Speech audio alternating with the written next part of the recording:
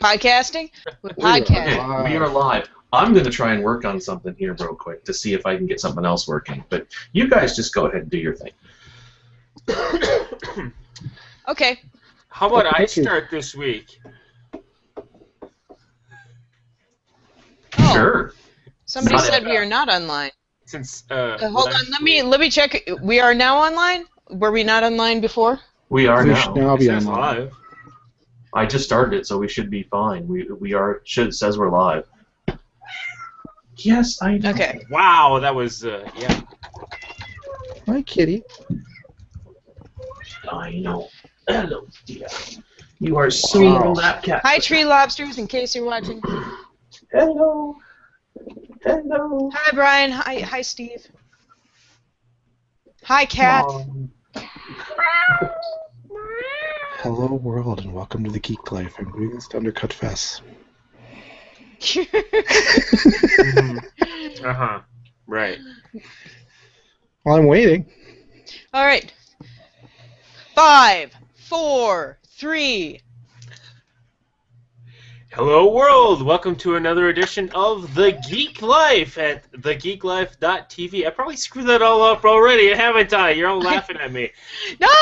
I'm just so pleased. I just count down and somebody does the intro. It's magic. And that was Melissa. Say Hi. hi. Hi. And right along with us, we have Paul. Hello. We have the inaudible Mike. I'm working on it. And I'm Fess. And once again, this is the Geek Life podcast, where we talk about the things that drive us as geeks, represent. And that was just for the video feed, guys. Hi, guys. Mwah. And this week we've got quite a bit to talk about here, so we might pick and choose a few things on here.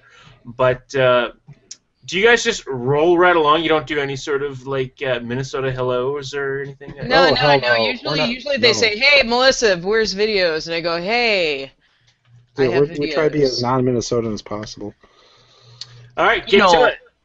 Yeah, you betcha. Says Okay, you. so I got some videos okay. here. Actually, you know what? I got something to say real quick. Wait. Goes to videos. Okay. All right. Cool. So, I was checking out Fargo, the series, right? You betcha. Yeah. Okay. And I'm looking at how they're talking, and then I realized it's set in Bemidji. Yeah. I've been in Bemidji. People do not talk like that. No. Wait. Are you saying that a Hollywood movie is not accurate? Oh no, Television I'm talking show. about the TV show. Hmm. TV show? Yeah. Yeah. There's a The one that's Fargo. on right now. I had no idea. Martin No. Freeman is nailing that accent. He's doing really well with the accent. It's just still, they don't talk like that in Bemidji. Wait, so No. he's nailing an accent that doesn't exist? No, he, What? no, that accent's still in stereotypical Minnesota accent. You know, the "ah, you betcha" and "oh yeah" there and stuff like that. So how do you nail a fictional accent is what I'm asking. You imitate Francis McDormand. Yes, Right. basically. It's not fictional. It's Iron Range and Northern accent. Well, Yeah, Bemidji it's a up, very- up. It's a very isolated accent, and what I find hilarious about it is the movie Fargo is set in the Twin Cities, and it's a movie made by Minnesotans who grew up in the Twin Cities, and yet all the people in the movie speak in the Iron Range accent. Right. I find it very odd. I thought it was set in Fargo. No, No, it it's- starts in Fargo, even though the building they start in is one in Minneapolis, and then they go to Minneapolis, and all the action takes place in Minneapolis. Okay. Speaking I know, of Speaking of Minnesota movies, I'm going to bring this up. Melissa has not seen Jingle All the Way, to which I say, how do you not see a movie that was filmed in your state, which rarely has movies filmed in it? And I was there when they were filming the part in the Mall of America scene, so that's extra fun. Two, Baboon's there's a Baboon's movie. Yeah. There's a movie called Catch Me If You Can, or Catch Me ... if you can. Great book. I read it as a Ute. which The is effect of It's, filmed not in... it's probably not the one you're thinking of. No, Okay. it's the one that's filmed in my hometown, St. Cloud, and it's basically like a car racing movie, and they're trying to like raise money for the school, and so this girl tries to put all the money into this car race to try and win all the money back. Otherwise, the school's going to close. Things like that. It's great. It's great. It's awesome because they film it through all 3 different major schools in the area, pretending it's one school. Particularly Cathedral High School, the one that I went to, which is extra fun to watch. It's like that room doesn't go to a. We don't have a pool, and there's no shop class, so they're using Tech and Apollo. So it's extra fun, and it's all on YouTube. So, Oh, you didn't tell me it was on YouTube. Yeah, I sent you that link. Well, I didn't look at it. so Melissa, have you seen Untamed Heart? Oh, I have. Have you seen Drop Dead Fred? Ooh, Drop Dead Fred I have not, but I Okay, have so- seen Untamed. Oh, what? I don't like Drop Dead, friend, but I will watch it with you if you want to see it. I liked Drop Dead Fred. It is. I don't think it's aged well, but for other movies that were filmed in the Twin Cities. Hmm. So There are many. Feeling Minnesota is the one that I have the most mixed feelings about. That's the one with Keanu Reeves and what's her nose, Cameron Diaz and Dan Aykroyd. Nose. What's her nose? What's her face? So about videos. What's her eyebrows? What? Videos. Oh yeah. So I got videos. Not Steering a it whole back on lot. track. Not a whole lot new this week that was really exciting. Her, the Academy Award nominated movie directed by Spike Jonze, which I hear great things about. Her has come out on Blu-ray and DVD within the last couple weeks, so that one comes highly recommended. In catalog titles, it gets a lot more exciting because with the new Godzilla movie coming up, they've released all the Godzilla movies on Blu-ray. And it makes me so very happy. Oh, if only we've waited. I know! Well, I didn't really buy a whole lot before. I mean, it was stuff that I already had, mostly. But then we have Blazing Saddles, the 40th anniversary Blu-ray. I can get behind that. Revenge of the Nerds on Blu-ray, Weekend at Bernie's on Blu-ray, Bachelor Party on Blu-ray. So, stupid 80 comedies Blu-rays, we got them.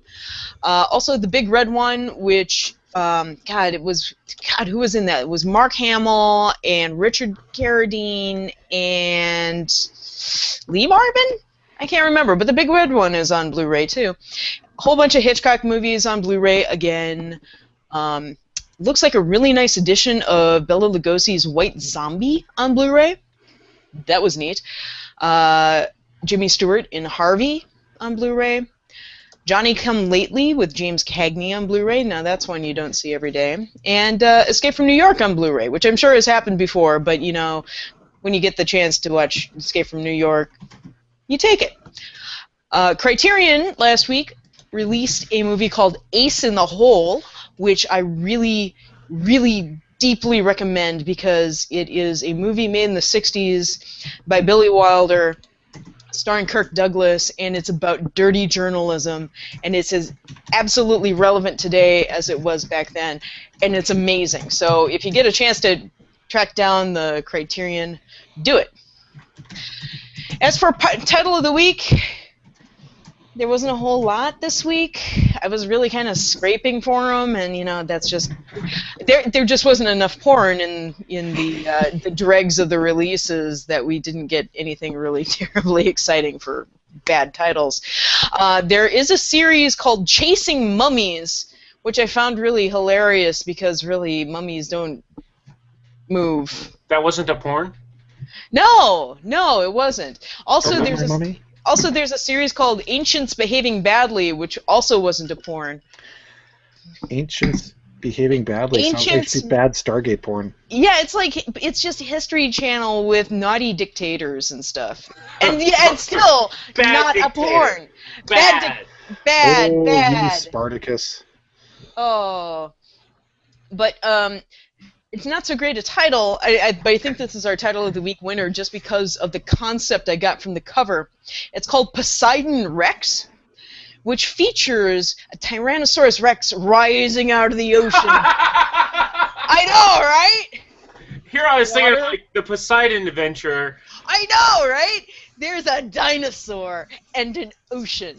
And it's not an ocean dinosaur. No, it's a Tyrannosaurus Rex, which wasn't made to swim. It's a Tyrannosaurus Rex. So what in you're the saying ocean. is the Tyrannosaurus Rex comes up in the ocean, capsizes, and the humans inside its belly have to escape out. Never mind. That'd be awesome, and I would watch the shit out of that. So yeah, that's what I got for titles of the week. Our B-movie economy is strong. So Fess, what you got for comics? Not a whole lot this week that doesn't tie into movies. Just a couple of pieces here. ABC doubles down on Marvel, second season of S.H.I.E.L.D., plus Captain America series without Captain America. Basically, a look at, there was like this short, or this one episode special called Agent Carter that was on like one of the Captain America Blu-rays or DVDs as an extra. Yep. I think they're spinning off of that for a new series. So going back to the 40s and 50s, looking at the beginning of S.H.I.E.L.D. Yep. Yeah, I took it more kind of as a S.H.I.E.L.D. spin-off property, again with the Captain America tie-in, but. And given S.H.I.E.L.D., Agents of S.H.I.E.L.D.'s finale was tonight and ended, in my opinion, on a strong note. And actually one scene that I won't give away, but that was unexpected and hilarious at the same time. I loved it because they finally did the unexpected thing. Well, there was one tweet, which I think is non-spoilery, that I saw in relation, because I don't watch it because I don't have TV programming, and it says, like, somebody said, well, I'm really surprised the censors let them get away with that. Last scene or something like that, they said. So whatever it is, it sounds. Oh, I wonder which one that was. Yeah. So.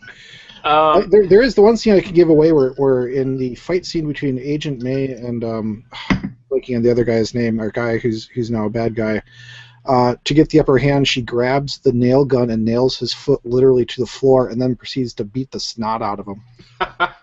For choreography, I loved it. Awesome. And Marvel is officially making a Black Widow movie now. It was in Variety. Oh, And, because they've realized that half of Americans are female and that Black Widow is pretty awesome. yeah, Scarlett Johansson has apparently been bugging them for like years.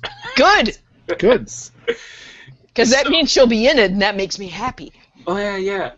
Well, the only weird thing I can say about Black Widow is I guess her hairstyle has been confusing me in the last several movies. Melissa and I, we went to go see The Winter Soldier, and I was like, is that supposed to be Black Widow?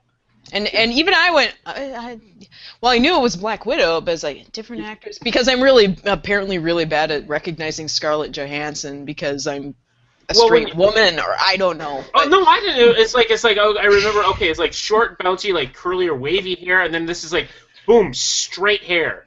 It's like, what is this? I was like, is this a different character? So it's like that's how much. I'm not saying that she can't, change her hair. Or that it's.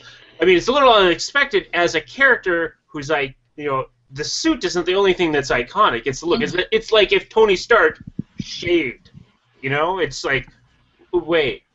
But then again, like you're gonna recognize the actor no matter what. But still, it'd be weird. It's like in a weird way that sounds kind of hot. I'd watch a video of Tony Stark shaving any day. I see. Do I sound better now? You sound better now. You do. Hello, Mike. I had rum. Mixer. I have rum in my diet right. I have rum in my diet right too. Cheers! Tink. Drinking rum and diet right. I have Powerade in my cup. Well, that'll mix with vodka. Meanwhile, the best thing happening for DC Comics is College Humor, because Warner Brothers clearly isn't doing anything worthwhile. And if anybody is not familiar with the Batman series, check it out. Freaking hilarious, especially the Batman versus Superman parody. It is fantastic, and Marvel should take DC should take note. Cool. DC. I mean, I've said it before, I'll say it again. Marvel can put a talking raccoon on the screen and people will say, I want to see that. And DC can't figure out how to make a Wonder Woman movie. They can't even figure out how to make a proper Superman movie. Yeah, that's... Once upon a time... Okay, 1978, Warner Brothers made an awesome Superman movie. And you take the same movie studio and an even closer partnership with DC, and later you put them together and it doesn't work. Why? I don't understand why. It should work. I got nothing. So I make the joke. We make DC stand for don't can't, and and WB stand for what box office. So there we go. That's all I got for comics, and I'd like to let everybody know if you got stuff that you want us to hit on, tweet at us at The Geek Life TV on Twitter, or email us at feedback@thegeeklife.tv. And we'll certainly take a look at it and hopefully talk about it in the next episode. Just a reminder to everybody out there. Woo! Next up, we got tech. Tech? Woohoo! I suppose I added this article. Yeah, you did, but I want one. You want one? A handheld spectrometer. Yes. It's now on Kickstarter. That's right, a pocket-sized spectrometer for finding out chemical makeup of food and more. And apparently it's real because they let people test out the prototype. Oh, imagine that! I want one because back in my biology days, back in the 90s, in the ancient history of my life, I used to use these giant spectrometers in the lab for all this stuff, and it was an amazing piece of technology, but now I can have one in my pocket, and I don't know what I'd use it for, but I want one. Well, I mean, to be fair, I mean, the device you get is a spectrum reader, syncs with your smartphone with an app, and then sends the data over to an actual spectrometer. I know! You don't have to manually read the little printouts with the little spikes. It's amazing. Okay, so you can see when your avocado is ripe enough to eat, I fucking love the future. I'd walk up to people randomly on the street and attach it to their foreheads. And go, oh my god, no. Actually, you just need to scan it for a little bit. You don't need to like bloop. And speaking of the future, Melissa. Yes. Well, actually, not you, Melissa, because you don't. But you can print your own makeup now with your own makeup home printer, which you can connect with the USB connector. Well, if it'll make, I suppose that I was gonna say if it'll make my own nail polish, I'm going for it. But I suppose I don't need a printer to do that. Yeah, basically all you get, it's a $300 makeup printer. You get the hex code of what you want, and you get the exact color you want. Basically the way I saw the video presentation of this woman who's talking about it, and she's absolutely fed up with the makeup industry. So she's saying all you need to buy is like the cartridges basically, and she's like not interested in making like a super profit at all with this, because the investors or something like that are like asking her questions because it's sort of like a show or something like that. Or like a tech conference or something like that, and they're asking her questions about this, and she's like pretty adamant about like, no, everybody's gonna like print themselves, they're gonna stick it to the makeup industry. So she's a little punk rock about it in a little sort of girly kind of way, but still it's freaking awesome because it's like, come on. But would that actually be 3D printing per se, or would it be like custom color mixing and then depositing it into this whatever? Well, they got the ingredients. The color is determined by an assortment of pigments, like an inkjet printer, as well as the base makeup of non-color base makeup. Mm-hmm. And then I would say that it prints like a 3D printer.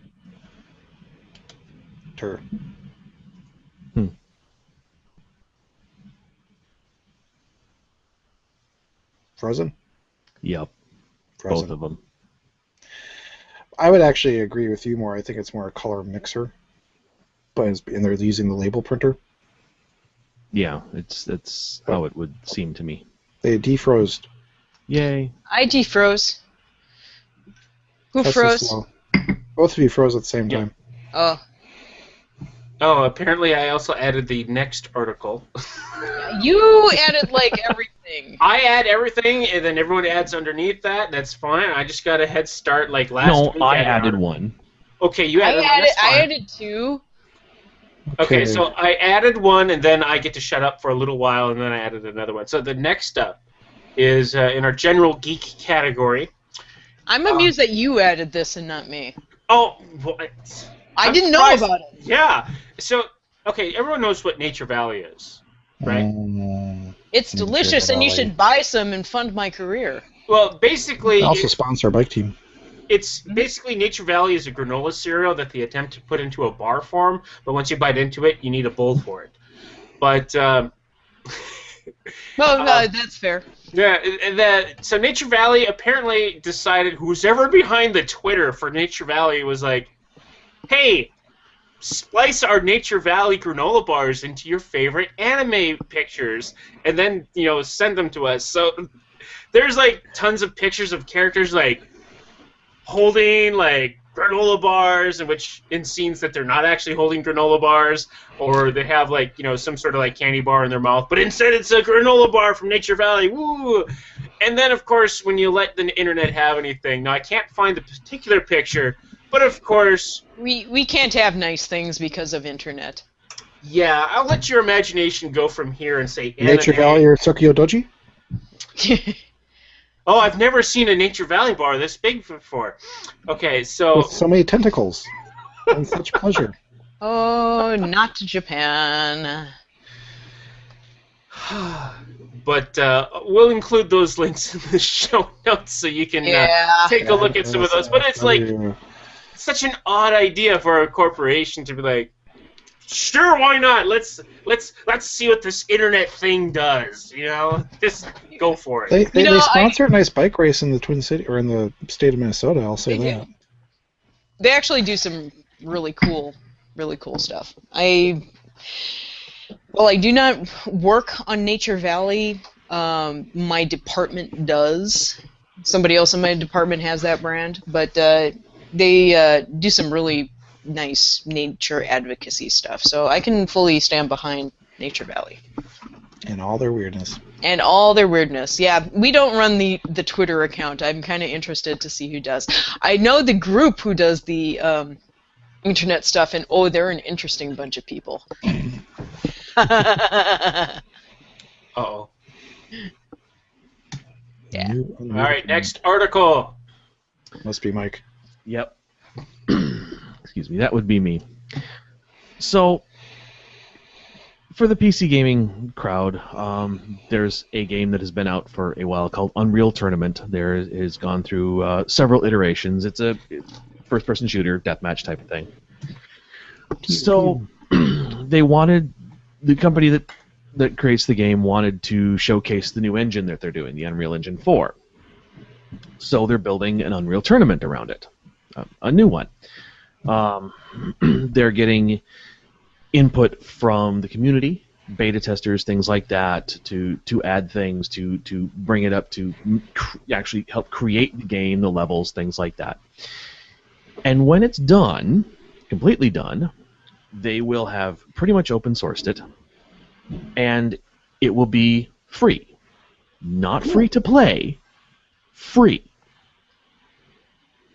They will then be building in the future a marketplace so that people can create their own mods, create their own levels, things like that, and then put them out there to sell.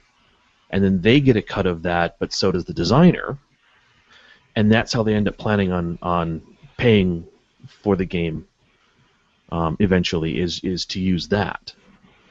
But they're actually going to put it out completely free. Huh. Curious to see if it succeeds as a way to make money, because it's kind of an interesting take on it. I think it, as a way to make money, I think it will. I don't think it will on Unreal Tournament itself, not for a while. Yep. But as a way to showcase the engine, because there are a lot of other games out there that use the older Unreal engines. They license the engine. Absolutely. Yeah. So, and okay, here's our game. It's free. Have fun with it, and that's how they got a lot of their money from the other ones. Is they sold the other ones, but they put it out there. They made the engine available, and then people started licensing it, and that's where they make a lot of their money. Mm-hmm. Cool. Nice.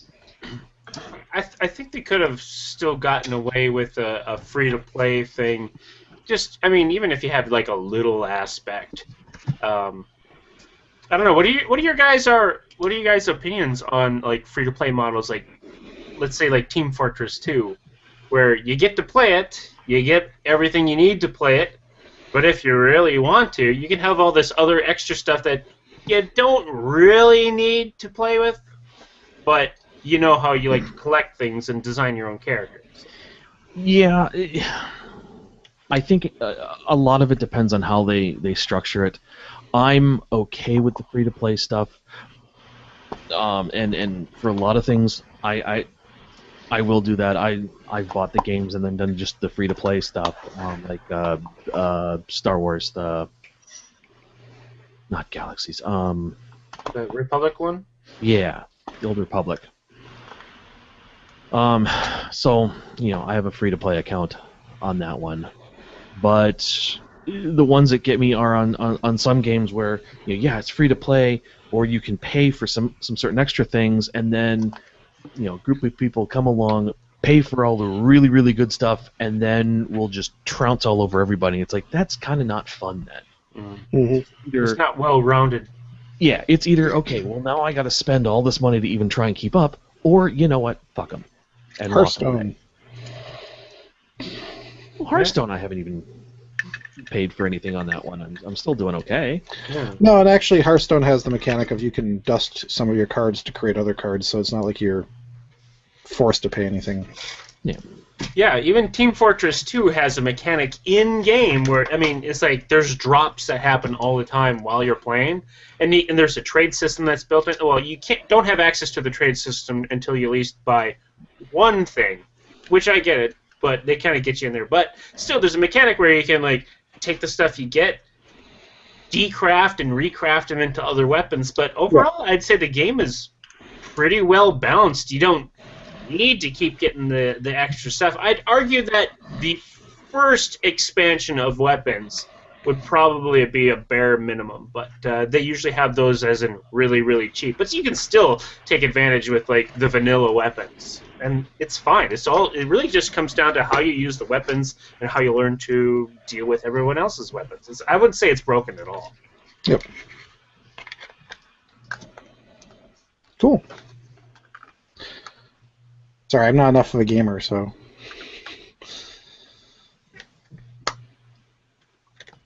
All right. I need you to log off then and just.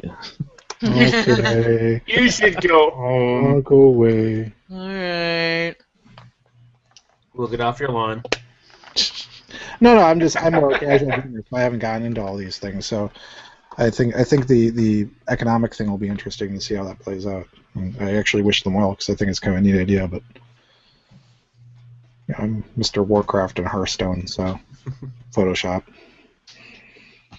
I rearranged the show notes so I don't talk again. So who's ever? Do you have a right to be forgotten? So some guy in Spain was really upset that when he did a search, in the search history on him came up that there was this house that he had foreclosed on. And it was up for auction. I think the results were the auction itself and listed him as the person who basically defaulted on it. Except it was like years in the past, and he was totally, totally annoyed that this came up in Google. So, of course, he did what anybody would do and sued Google. Because that always works. Well, this is a major thing in the EU. The EU actually, back in 2012, the European Union actually had a big debate is should they have a law about having a right to be forgotten? In other words, having a right to have your data erased off the internet if it's old enough. They really didn't get into what the mechanism would be, how you would dispute it, what is old enough, that sort of thing. But do you have a right to have your data removed, basically, from public consumption? And this came to a head with this guy's case. And this week, the EU court in Luxembourg said, why, actually, yes, people have the right to request information to be removed if it appeared to be inadequate, irrelevant, or no longer relevant. Huh.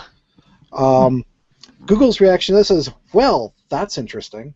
Because Google's defense was to say, if we have to do this, that means you're asking us to be censors. Now we have to censor people because we don't own the data.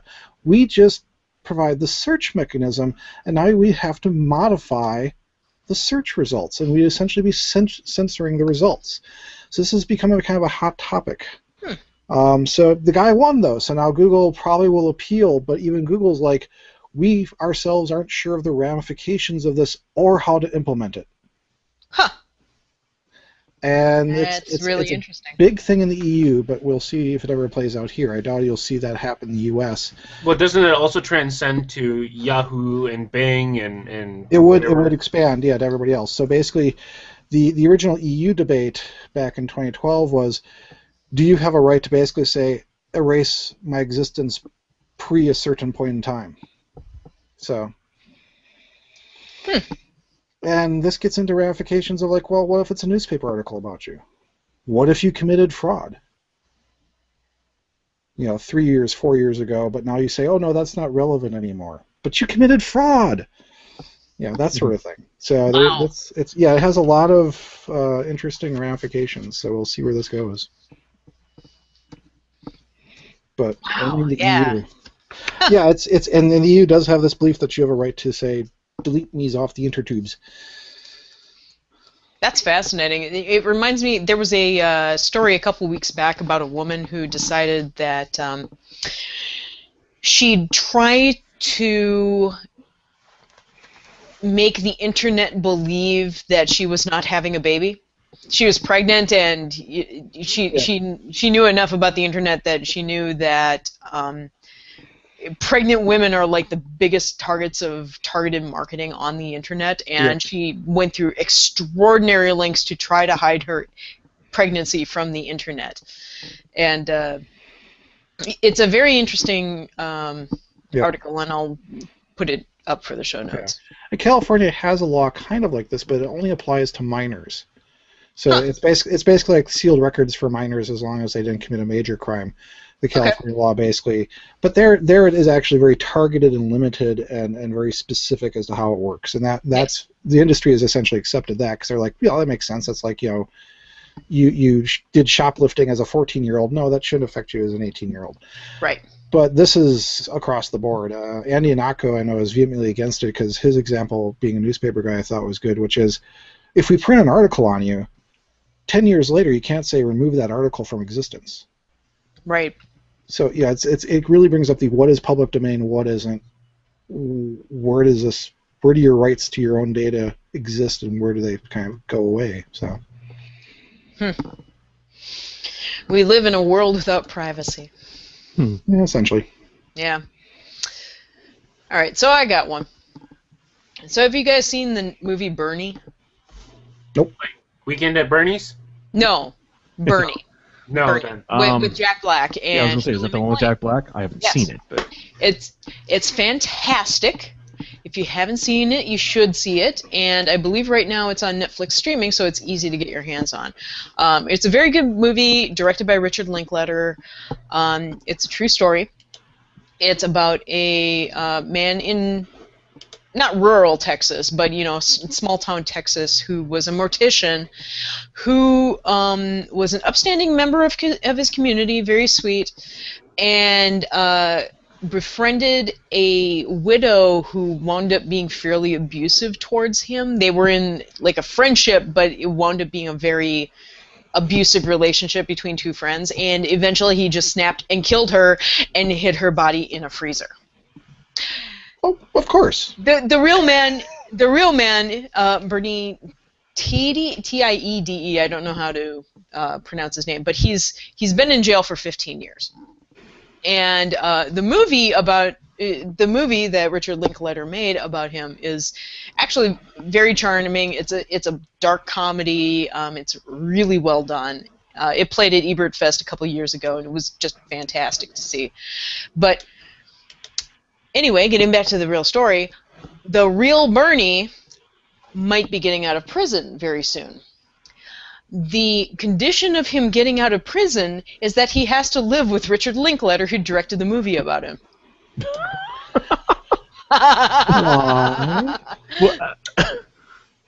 How?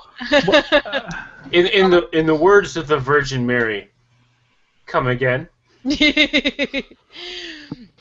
I will read from the article that we'll put in the show notes from thedissolve.com. Texas Tribune has an extensive report on the latest details of the unique case. The new wrinkle centers around a revelation about TD and his past.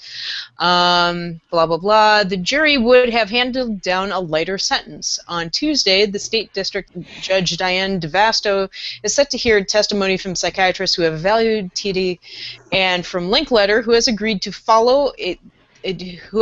allow the formal funeral director to live with him in Austin, Texas, among others. Yes. Okay.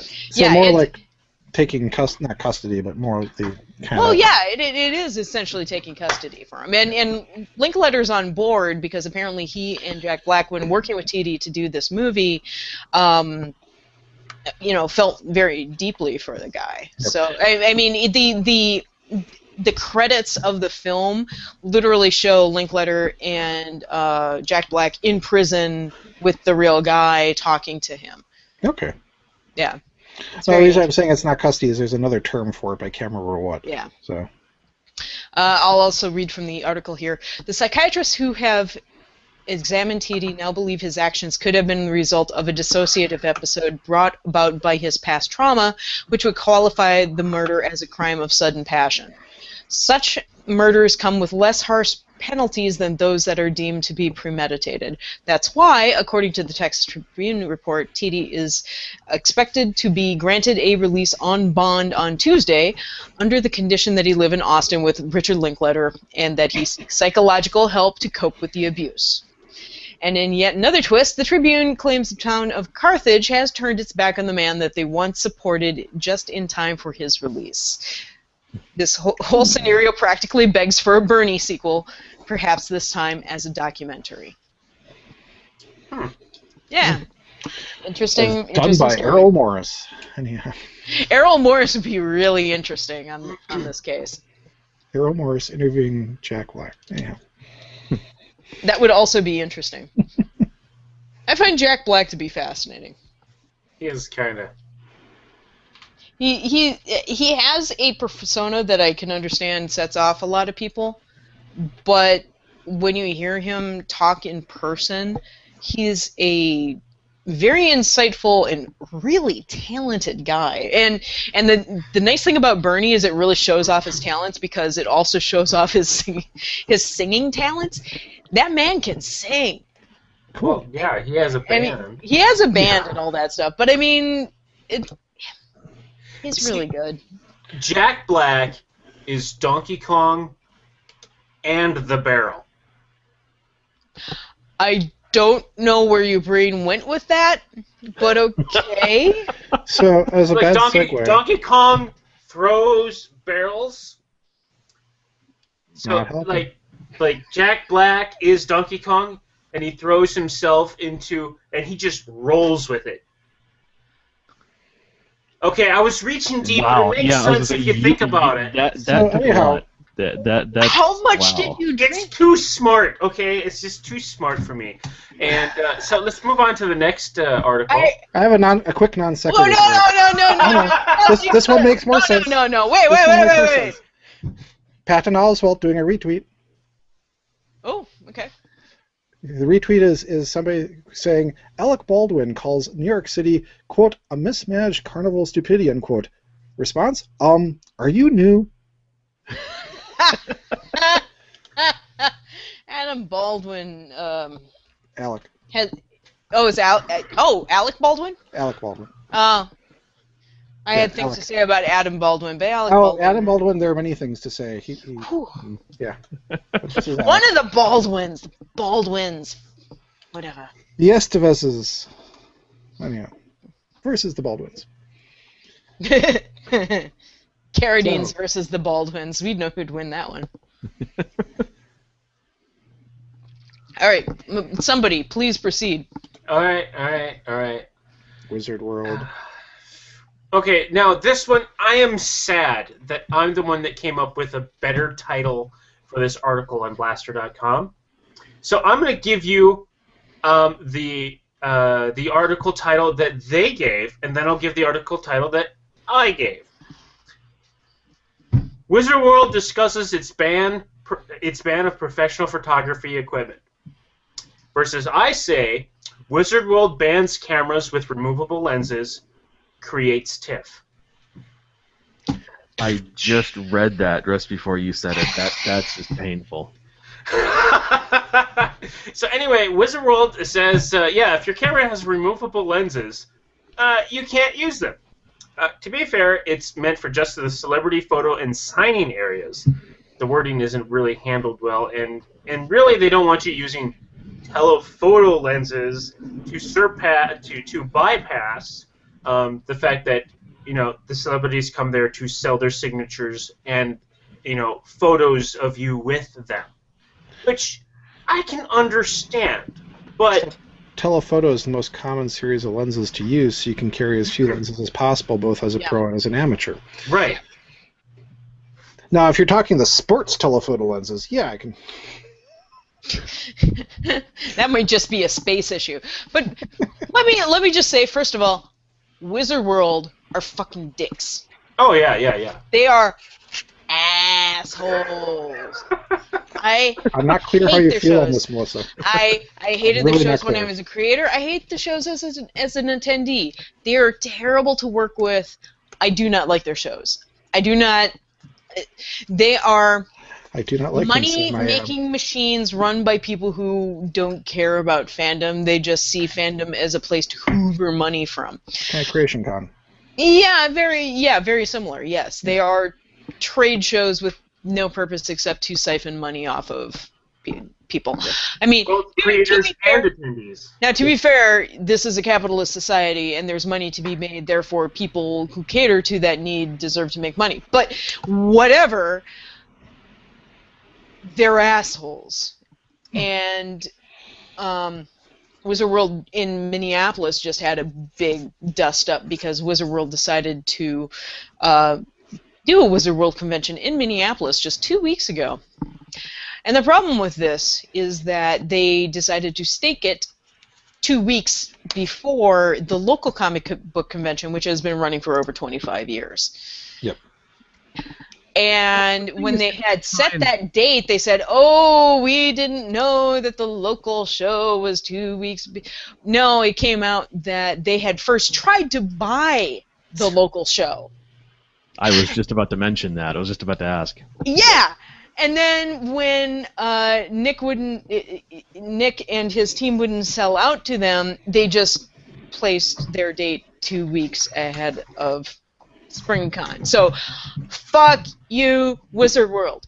Now, the photography ban, also still assholes. It's especially short-sighted in terms of technology because removable lenses, that's not really a great distinction because, I mean, when I'm usually walking around with my giant camera, I usually have a wide-angle lens on it, which is not in the spirit of what they're banning. Also, there are a lot of, cell phones that have removable lenses. I could buy a removable lens set for my cell phone. Yep. But that probably isn't in the spirit of what they want to ban. It's ridiculous. It's stupid. And what if you only have a camera that only uses the removable lenses? Like, I've got a Canon. It's a D20. Right. Yeah. I don't know. There's a variety of formats of cameras now. Are you using DSLR? Are you using 2/3 format? Are you using rangefinder? They all have removable lenses, and they're all different formats and sizes. So what counts? Yeah. There's this whole line of between amateur and prosumer where you know, they're small. They have the. That's the 2/3. Yeah. Well, mine's a 2/3 too, but. Okay. But I mean, I have a larger camera than that, but they're compact. They have the tiny lenses. I mean, really, is that? Yeah. Oh no, I agree. It doesn't make sense. So what we need to do is invest in a Hasselblad with a digital back. Digital Hasselblad? Yes, you can get them. Oh yes. You can get a digital back for your Hasselblad. Yep. Actually, when I want to walk in there with a fucking Browning box camera. Oh, the twin. I want a twin lens reflex. Yep. Yeah. Yeah. With a digital back. Yeah. That can be done. The looks on the people's faces. Smile. Eurovision. Fair Eurovision! I will let you guys talk about this one, because... Well, we watch it as live as possible in this house. Oh, really? So. Oh, yeah, Wendy was watching, including all the glory of the voting. We were tweeting during that. Okay. And following people in Europe. Yeah, we've been watching Eurovision since Lordy won. Okay. I just actually saw it this year, and just the finalists. Yeah. Because I just just worth it to watch the finalists. But it's so different from anything we have here in America, and America so needs to steal how it works. No, we don't. No, you don't need to steal it. You don't want to steal it. You just want to put it on whatever the gay channel is. I can't remember the name of it. Lifetime? No, that's actually targeted to gay people. I blanking on the name. Lifetime? No, that's targeted to women and housewives. It's targeted to beaten women. Really, is what it's. Right. No, there is actually a channel. I forget what it's called that is tried to targets to the homosexual. Oh, okay. Agenda, as it were. But somebody that we know online who's gay is like, why aren't they picking this up? This is like such the targeted program for us. I can see that. But what I'm saying for the format that America needs to steal it is that, okay, so there's like, what was there, 26 finalists or whatever was it? Okay, first 12 play back to back. Music, slight little intro for each country. Let's like 30 seconds to 60 seconds. Music, intro, music, intro, music. After 12 songs, like maybe 2-3 minutes, slight commentary, and get ready to vote. Boom, more music up to the next like 23, and then another little piece of commentary. Last 3, a little bit of recap, a montage of everything that was played, and then Europe vote now, and so everyone's calling in their own countries to vote, like, American Idol and crap, and I'm pretty sure they only get to vote once because that voting 3 times for American Idol is like the stupidest thing they could ever think of. But anyway, and then it's all about, it's not just a bunch of jack-offs trying to like criticize this, because it is actually up to the people on this, and it's like we need that here. Just like go by, like, let's have it like by states and everything, and like, yeah, it's like you can get so. Yeah, Eurovision is such an institution. You're talking about a program that's been happening since the late '60s, early '70s. ABBA won Eurovision. Come on. Yeah, but that style. Eurovision has been known to bankrupt countries because whoever wins has to host it next year. Really? What? Really? Yeah, whoever wins Eurovision hosts it the next year. Oh my God! We can doom countries with a TV show? Yes. Wow. Here's what happened. Ireland won 3 times in a row. On the 3rd time, they had literally a hand puppet turkey as their entry. That sang in a very bad voice. You can look it up. I can't remember the name of the turkey's name. And its major song was Ireland 12 points, which means Ireland 12 points. And that was their thing to make sure they lost. There was a hope last year that Greece would win just to watch Europe bankrupt Greece again. Oh, Jesus. Oh, wow. Yeah, and here I thought, I found this quote on Twitter. Huge. So Dan is not on fire is the Twitter handle, which is great. But he says that Eurovision is basically an episode of Glee where Europe decides their political disagreements by having a karaoke contest. Exactly. Oh yeah, it's highly political. Whatever is going on that year infects it. You missed the vampire guy from last year from, was it Austria or Hungary, who sang a wonderful falsetto. Like I said, Lordi, if you go back and look up Lordi when Finland won years and years ago, that was the first death metal act to win. And I love that there's a variety of music, or there's a potential for a variety of music. Russia 2 years ago sent 3 grandmothers into it, doing traditional songs. It just goes on. Yeah, this is like battle royale in Europe when you get to Eurovision. It's great. And Wendy and I follow enough people in Europe and mainly England that when it's on, you're watching all their tweets go by as they're commenting on everything. It gets hilarious. So we're all very happy that Ms. Wurst won. Woohoo! Oh, who? Ms. Wurst. That's not her name. It was Chundile or something like that. Her last name is Wurst. Her character name, or the character name is yes, it's Katarzyna Wurst. It's a guy that has a female singer persona. Well, he's a drag queen. But he doesn't shave his beard. Actually, that's painted on. Are you sure? Yeah, somebody mentioned it is, yeah. All right. Well, it was very confusing, let's just say. And apparently the guy isn't gay, or says he isn't gay, or isn't trans, or anything like that. And then, of course, after he went, and of course, coming down to the thing when Austria started getting a whole bunch of votes, all the homophobes come out of the woodworks and are just bitching about this and that. Well, actually, the one of the other things that got put on Twitter is Ukraine gave the Austrian act 8 points, which is the second most amount of points you can give an act. It goes 12, 8, 6, and then on down from there. No, it's 8, 10, and 12, I thought. It starts at 1. They just don't announce all the lower points. They just announce the top 3. Oh, they post They post them all, but yeah. But yeah. Then the 3 that they announce are 8, 10, and 12, I thought. 10 and 12, thank you. So they got the 8 points, so 3 down. And somebody's like, Ukraine politicians aren't going to sleep well tonight, are they? Because Ukraine, Russia, and a couple others were the ones who were like, oh my god, we can't have a drag queen be in Eurovision. It's immoral. And yet, Ukraine was the 3rd most popular act. I wanted Italy to win. I really liked Italy's song. I really liked... Italy was good. Their performance. The German one was pretty good, too. England usually sucks. Who does? England. France got like 4 points. Oh yeah, it was. They had like 0 points up until like the last 5 countries to vote. Our winner was Conchita Wurst. Conchita, yeah, that's okay. That's. Yeah. But. Oh yeah, this is a great institution. I highly suggest going to YouTube and looking at past Eurovision finalists. Absolutely, we'll get those links in the show notes too. It will hurt. In a good way. Yeah, I saw some pictures last year of. Really, this is like an absolute like nationwide competition, and they're showing me these crazy pictures. Like, I gotta see this next year. All right, that's it for Eurovision. Let's move on to the next article. Hold on. Sorry, I had something else in my headphones. What is the next article? Probably deals with somebody. Next article is Whoops. Oh, whoops.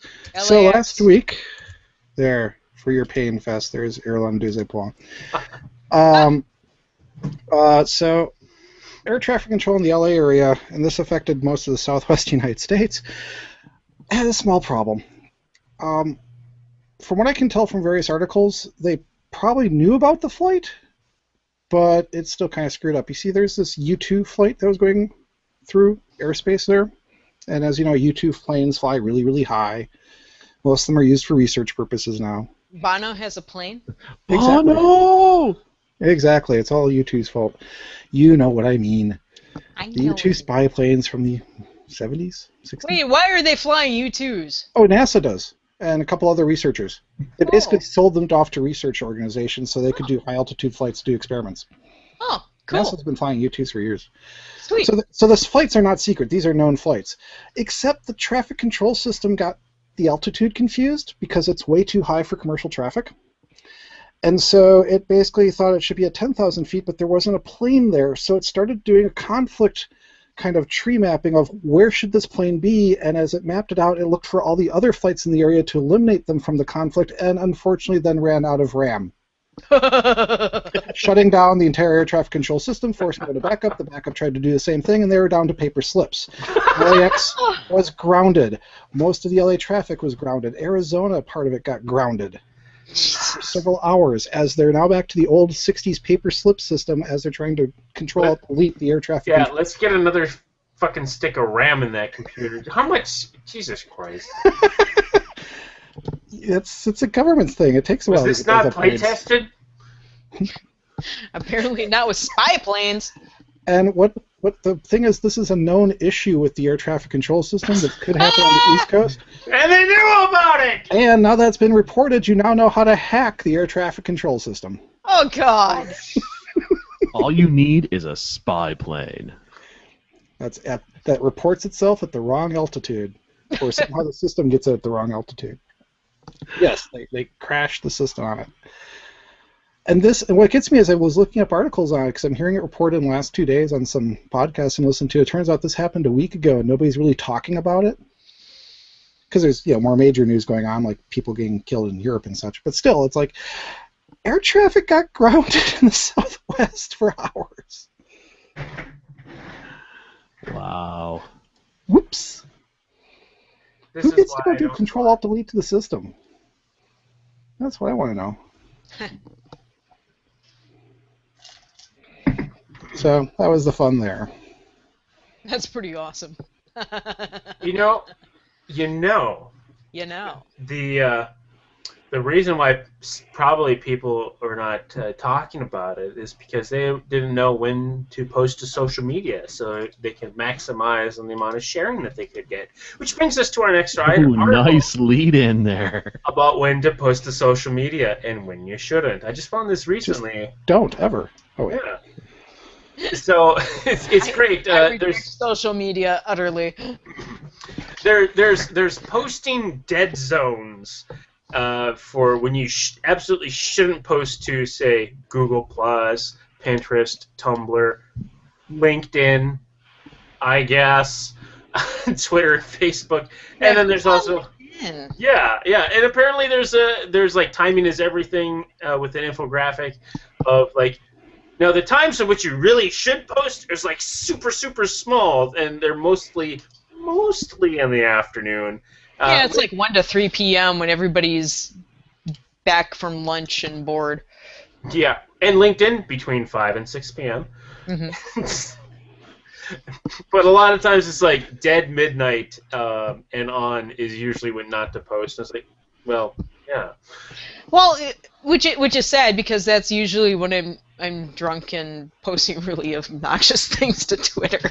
That's probably why it's a good thing that we don't post.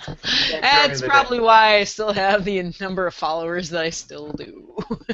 Because they don't see that. It was a metadata era. Thank you, Brian. Yeah. I find it hilarious that Google Plus and Twitter is basically like during the workday, you don't post. Yeah. But LinkedIn 9 to 5, go for it. Jeez. Well, Who's because it's using network. LinkedIn? What the hell? Way too many recruiters, trust me. Yeah. Can you send me your LinkedIn profile? You know, that makes so much sense because the recruiters are looking for the people that don't have a 9 to 5. Mm-hmm. And the people who do have a 9 to 5 are going, oh God, I got to update my resume. Yep.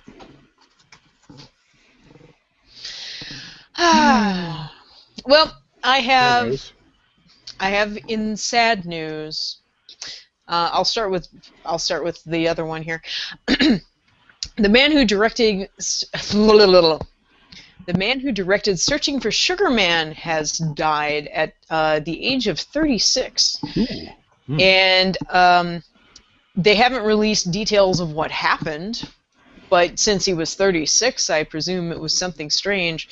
The articles that have been coming out said there's no crime suspected with death, so I imagine it's some horrible other untimely death. But if it's drugs, it's going to be ironic. Yeah.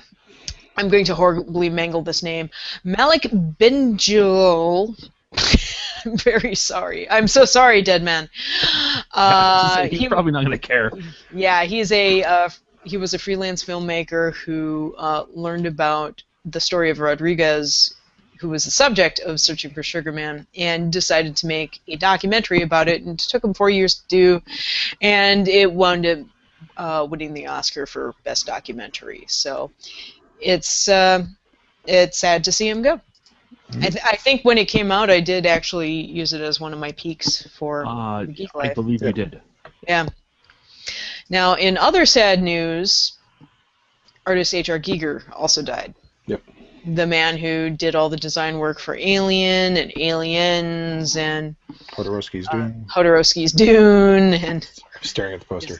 All over his work was all over the place, and it's very recognizable. Debbie Harry album covers, you name it. But yeah, he passed away from complications after taking a fall. He was 74 years old, I thought I saw. Yeah. Hans Rudolf Giger was 74. He died in Zurich from injuries suffered in a fall. Oh, yeah. Which I think brings us to... I believe that brings us to peaks, which hopefully will be more cheerful. Mine is. How about yours? Mine are pretty cheerful. Okay. Go ahead. Oh, now I'm on again? Okay, fine. I've got more than one, so somebody else can take it after my first one. Okay. First of all, I saw a wonderful, terrible movie, and people should enjoy it if they can find it. It's a movie called Skate Town, USA, which came out in the early 80s when filmmaking was bright and neon-colored and woefully stupid for most of the time. And it is a movie about a skating rink where there is a resident rogue band of bad boy skaters as well. So it's like the good guy skaters versus the bad guy skaters.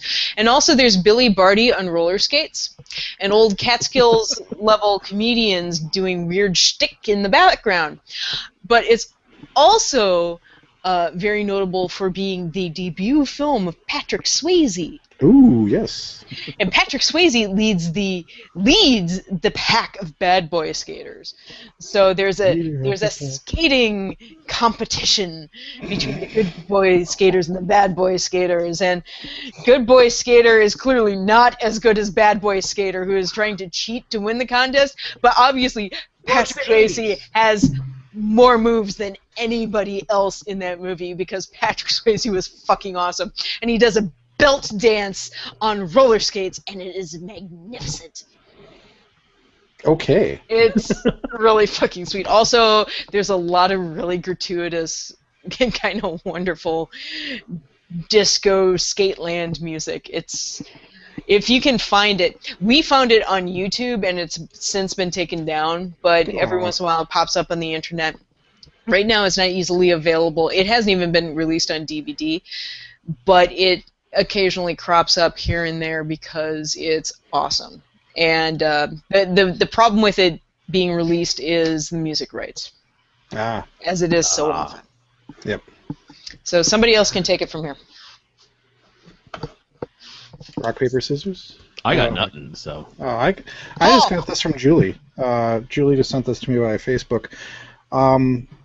Anybody here like Welcome to Night Vale? Listen to it? I've heard about it, but I haven't listened to it. I know, I'm right? fairly addicted to Welcome to Night Vale. I love it. It's a great podcast. It's about community radio in Night Vale. Cecil's our community radio announcer, and he tells you what's going on in the community of Night Vale. Of course, what goes on there is akin to a Lovecraftian comedy horror show, and he just delivers it all. The guy who plays Cecil delivers it all straight, like it's just perfectly natural that you should have interns dying every week, and a house that is but is not there, and various other things that are going on, including the park. Don't even look at the park. In fact, the park doesn't exist. Ignore the park. And all hail the Glow Cloud. The Glow Cloud is now on the is now on the parent-teacher council for this local school. So they've been doing live shows, actually. They've been quite popular. They're getting good donations, and they've been going around the country doing live shows where they get enough interest And yes, July 15th on a Tuesday, they come to the Pantages. Yay! In the Twin Cities. So if you want to see one of their live shows, it'll be at the Pantages in July. July. So I might try to score tickets for that. We'll see if I can. Oh, they also tickets go on sale Friday, May 16th. So we'll see how it goes. Okay. But yeah, I highly suggest the podcast. It's quite addictive, especially when Cecil picks up a boyfriend who's a scientist because he knows science. Cecil doesn't understand science. Oh, and Cecil has a cat, Koshak, who's kind of stuck in the men's room 4 feet above the sink permanently. Oh boy. Yeah, and just it's all normal. How many episodes is this? It's been going on for over 2 years now, at 2 a month. So we're up to probably 40 episodes. It's a lot to mainline, but it's doable. Fess, you have a peek. Yes, I do. And I'm not just talking right now to stall while I try to find the browser that has it listed. Anyway, Where's the Airport? It's apparently a game that was possibly created by some Tumblr user. So the idea is you go to mapcrunch.com and you select hide location under the options, which is actually stealth mode. Because it actually drops you in a random location, and then your job is to find where the airport is so you can get the hell out of there. And, back to, like, civilization. And basically, it's like those Survivor TV shows where they drop, like, a guy in the middle of nowhere and they have to find their way home, or at least a civilization. You got to do that as well. So, like, right now, I just got dropped. I don't know where the hell I am. I think that's the point. No, yeah, so I'm in Castle Rock, Derry, UK, and normally you want to, you want to be in stealth mode so you don't know exactly where you are. But so I don't know where I'm going to find the airport here. I tried it earlier today, and I found a bus system. And I'm pretty sure the bus system could have helped me get to where I needed to go. And these guys on bikes are not helping me whatsoever. So I'm pretty much going to be lost for the rest of the day. Oh, there's the ocean. So, so if you got time, check it out. The link will be in the show notes for you guys. Okay. Wherever I'm at, it's at a Brio. Okay. I got one. Yay.